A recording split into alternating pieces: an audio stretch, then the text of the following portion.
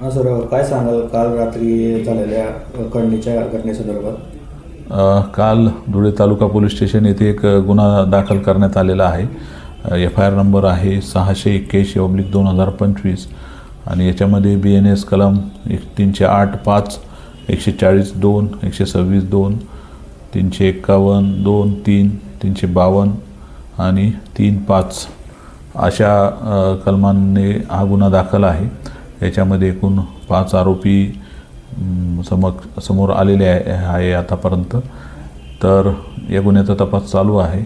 एक ट्रान्सपोर्ट व्यावसायिकाला अडवून तुझ्या गाडीत दारूचा माल आहे आणि त्या नेहमी तुझी गाडी या मालाला चालते, तर आम्हाला त्यापोटी 15 लाख रुपये द्यावे लागतील, खंडणी म्हणून द्यावे लागतील.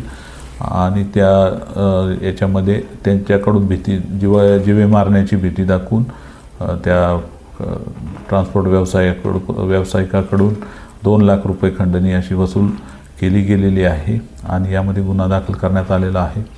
या गुन्ह्याचा अधिक तपास चालू आहे.